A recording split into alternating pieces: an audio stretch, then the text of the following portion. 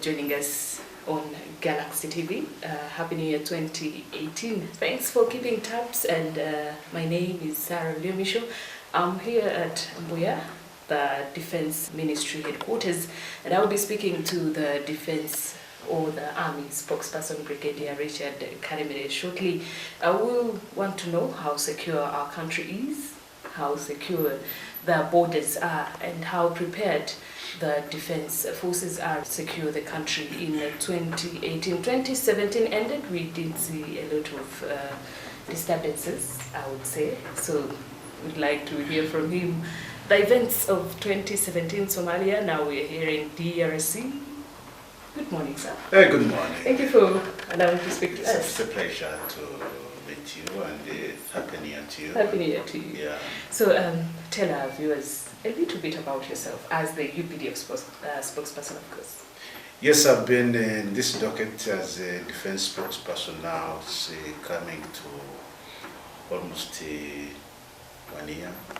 It's quite a new experience for me. It's a challenge, but based on my previous experiences in other jobs and the training I've had over time, I think it has been quite an interesting job.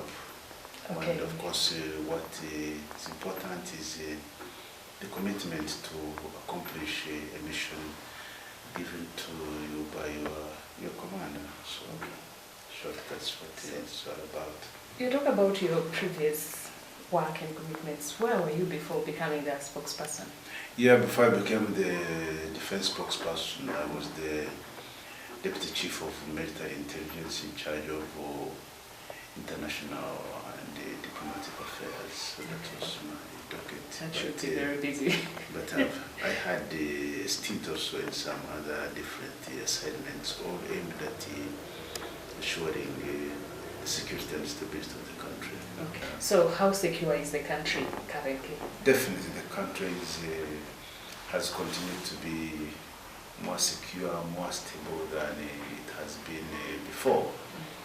The year 2017, for example, we continued to execute our mandate as given to us by the Constitution under Article 209. It clearly lays out our functions that, among others, we have to keep the sovereignty and territorial integrity of our country.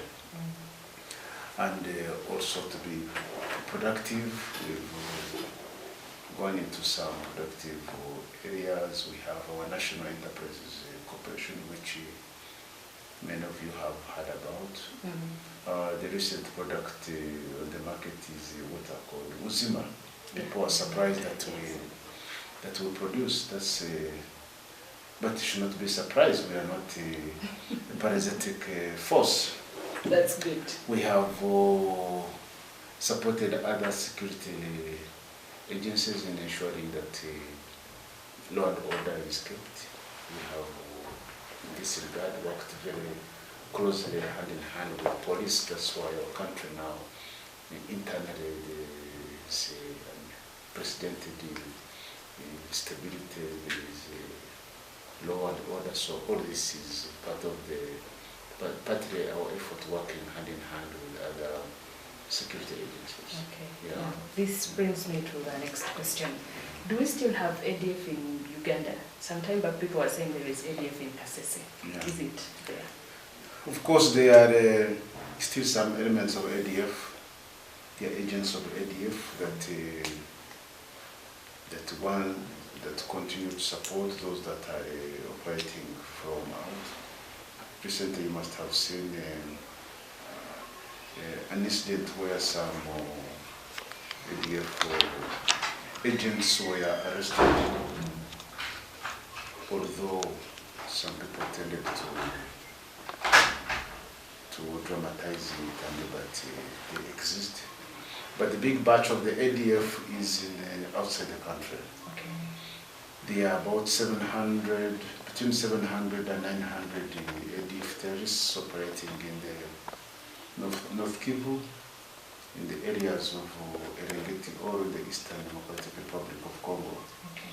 They have been recruiting and training and indoctrinating their recruits, including women and children, regrettably. And some of these activities of theirs have spread well beyond Uganda. So it's now a regional issue because they have cells even in some other neighboring countries. Yeah. So the ADF indeed still exists both outside and also they continue to have agents also within our country. Which are the good news is that our security agencies are actively tracking them. Okay. Yeah. So does UPDF has jurisdiction to follow them when they leave the country and go maybe to North Kivu, or you only stop at the Ugandan border and secure Ugandans only? No, for us our mandate definitely is to ensure that our sovereignty and territorial integrity is not violated. It could be referring to the recent operation we've had against ADF in the Eastern DRC. Yeah.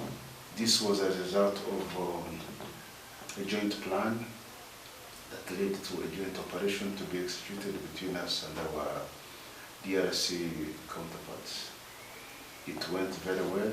Our Air Force and then artillery assets managed to get the right targets, leading to a destruction of 80 terrorist camps and about 100 terrorists who were put out of action. Their logistic stores were destroyed, so from our assessment this was a very, very good operation. Okay. And it will continue as long as the ADF continues to be a threat, not only to us, but also also the region. Okay.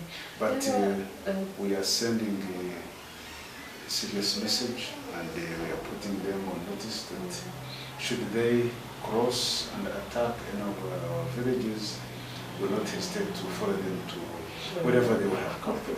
Yeah. Okay. Recently, in line with the DRC, I think there are reports that the DRC army had refused and stopped the UPDF from crossing to DRC.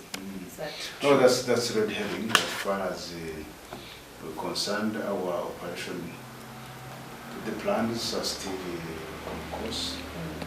We're executing our operation according to the original plans. There's no change. The DRC continues to provide the infantry forces on ground as we provide the air power and the artillery power. So there's nothing like being refused to conduct ground operations. We shall continue to engage our regional partners on this very matter since it's a regional menace, until we finally eradicate them from the theater. Yeah, I think some time back we had some elements of M23 who were, I think, arrested and were in Uganda. Are they still in the country? Yes. Do you prosecute them? How there is a batch that was taken back home. How does one qualify to go back home? Are they no longer rebels by that time? The M23 really has been is a DRC problem. It's as a result of certain political dynamics within that very country. And as Uganda, we're just victims of, we just happen to be neighbors. That following failure to properly implement the agreement that the two parties had arrived at, these M23 elements came to Uganda, and the best we could do was to provide them temporary settlement, temporary accommodation at Bahanga training camp. This is our camp. It's not a prison. It's not a refugee camp, so it's just still a transit, pending settlement of their problem. Unfortunately, in the process, some of these M23 developed ideas that were not in sync with the agreement they had signed with the Kinshasa government. Some went back, caused trouble, When they came back, we arrested them and they appeared in court. The court they were sentenced and they're still in prison. Okay. However, there are some that agreed to go back home. They volunteered, so which was very good. So that repatriation was conducted in conjunction with the DRC authorities. Yeah. We are speaking to the Army spokesperson, Brigadier Richard Karemire. He's telling us about the security of the country from 2017 to where we are now in 2018. Back to you, Brigadier. Somalia. Yes. We have had on several occasions that Uganda will be withdrawing from Somalia. Yet every other day we see a new battalion being deployed. Are we ever going to leave Somalia? So we are in Somalia as a Pan-Africanist. Okay. And that ideology forms a bedrock of us as Uganda People's Defense Forces. We, in the past, benefited from such a Pan-African stance through support given to us in initial stages by our brothers such as Tanzania. And we have really done a lot also. We have supported the liberation movements such as the African National Congress, of South Africa. We've supported the Sudan People's Liberation Movement. We have participated in peacekeeping operations like such as in Liberia. So Somalia, we definitely had to come in. We could not allow to have our brothers and sisters in Somalia to continue suffering for such a long time as a result of breakdown of state authority. There was no state, and so we moved in the year 2007. We became the first African country to move in under the African Union hat. And we have done a good job. We have done a good job. We have contributed towards elimination of Al-Shabaab in bigger parts of Somalia. But that does not say that the situation is stable 100%. We know there are still some few challenges, but the situation is better. We've created conditions that have enabled other troop contributing countries also to come in. Okay. Now we have Burundi, we have Kenya, we have Ethiopia and Djibouti on board, and other international players are also there, partly because of that comfort and good conditions that have been created by the UPDF as one of the contingents under AMISOM. So the situation is better, as I'm saying, but we cannot over-glorify ourselves on that because of what we have done. In the long run, the stability of Somalia definitely will depend on the Somalis themselves. Their timeline, you say by this year, 2020, we shall withdraw. We cannot tie it to a certain, our departure cannot be tied to a certain time. It will only be, it will be conditions based. Okay. Yeah, it will be condition based, and it will be at a time when we think we can comfortably hand over security responsibilities to the Somali National Security Forces. Okay. Provide security for Uganda and for Africa indeed. We have to sacrifice. And for us as a UPDF, we continue to put our lives on the line to ensure that security is provided. We cannot feel safe when us as Uganda, we think we are secure, and then the environment is destabilized. Okay. So they should feel heart, and they should take heart that those enemies we are fighting in Somalia, if we didn't fight them even from there, probably we would have to fight them here. Okay. So it's just a postponement of a problem. Okay. You may recall in 2010, when we had a terrorist attack, when our people were watching the finals of the World Cup. Yeah. So they should not look it so much into that lens that we are fighting in Somalia. They should also look at it in terms of the fact that we are trying to provide a secure environment even for ourselves here. Okay. Yeah. How many troops did we lose in 2017 in Somalia? Now we continue to, as I told you, we continue to sacrifice, we continue to offer our lives for a bigger cause of the security of our continent. Fighting is not a picnic, it's not a luxurious venture, so quite a number got injured, others lost their lives, but it's for a good cause. Okay, yeah. I'm hoping it's not a big number of fatalities. No, I wouldn't even want to lose even one. Losing one is always big enough. Yeah.